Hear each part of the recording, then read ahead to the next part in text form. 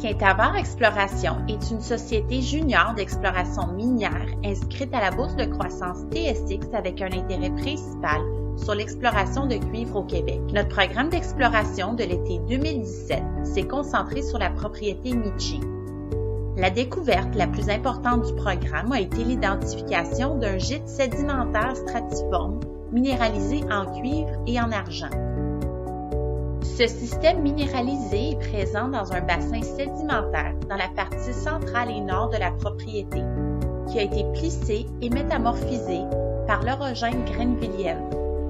La levée magnétique aéroportée de la propriété souligne bien les impressions circulaires associées au bassin. Les gisements sédimentaires stratiformes de cuivre sont composés de rhizomes favorables dans le bassin qui contiennent les sulfures cuprifères. Ce type de gisement contribue à 20% de la production mondiale de cuivre et de nombreux autres métaux tels que l'argent, le cobalt et le zinc. Un petit nombre de ce type de gisements existent, dont 3 d'entre eux se classant dans la catégorie des supergéants et principalement situés à des latitudes moyennes. La formation de ces gisements se produit alors que des cellules de circulation des fluides provenant du bassin sédimentaire sont piégées et scellées par un horizon évaporitique.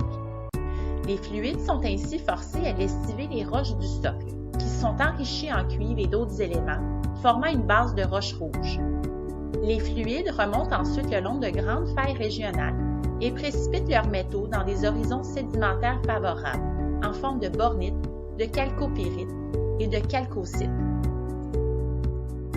Dans le cas de Michi, les horizons du bassin sédimentaire ont été soumis à de fortes contraintes de déformation lors de l'orogène greenvillienne, qui est la formation de la chaîne de montagnes des Laurentides, causant un fort plissement et métamorphisme du bassin. Ainsi, les horizons minéralisés, qui étaient à l'origine de quelques mètres, ont bénéficié d'un épaississement par plissement sur plus d'une centaine de mètres, selon les mêmes principes vus dans cet affleurement. Les travaux de tranchée sur l'indice historique Watson nous ont permis d'obtenir une rainure ayant titré 13,6 mètres contenant 0,54% de cuivre et 5,29 grammes par tonne d'argent, tandis que sur le nouvel indice Sherlock, la rainure a titré 21,4 mètres contenant 0,49% de cuivre et 5,5 grammes par tonne d'argent. De plus, les anomalies géophysiques de polarisation provoquées de Sherlock sont maintenant expliquées par la présence en surface de sulfures cuprifères. L'étendue de ces anomalies géophysiques est de 400 mètres de longueur par 200 mètres d'épaisseur. C'est cette zone qui a été la principale cible d'exploration pour la campagne de forage hivernale terminée récemment.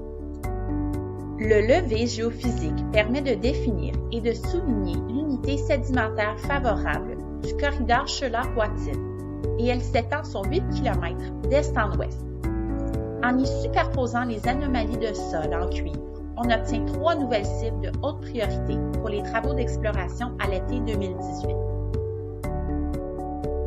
Les mêmes unités lithologiques et horizons favorables minéralisés qui ont été identifiés sur Sherlock et Watson ont aussi été observés à 7 km au nord-est dans le corridor d'Ispana, puis de nouveau à 7 km au nord-est dans le corridor de Nasigon. L'échantillonnage en rainure réalisé à l'automne 2017 sur l'indice Nasigon a donné 1,10% de cuivre et 3,4 grammes par tonne d'argent sur 10 mètres, avec plusieurs autres échantillons ponctuels anormaux identifiés dans le même secteur. Tout le secteur de l'indice Nasigon fera l'objet d'études géophysiques détaillées dans les mois à venir, suivies d'une première campagne de forage.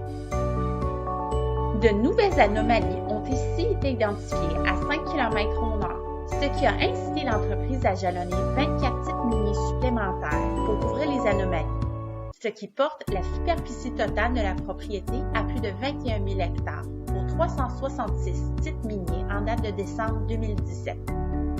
En tout, l'entreprise détient maintenant plus de 20 km de terrain stratigraphiquement favorable, avec 3 corridors minéralisés identifiés en surface dont Sherlock et Watson, qui ont fait l'objet d'un premier programme de forage en décembre 2017 et janvier 2018.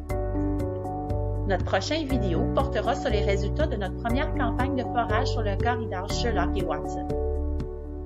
Nous vous invitons à visiter notre site web pour les dernières mises à jour du projet Michi et pour vous inscrire sur notre liste de distribution courriel pour connaître tous nos nouveautés.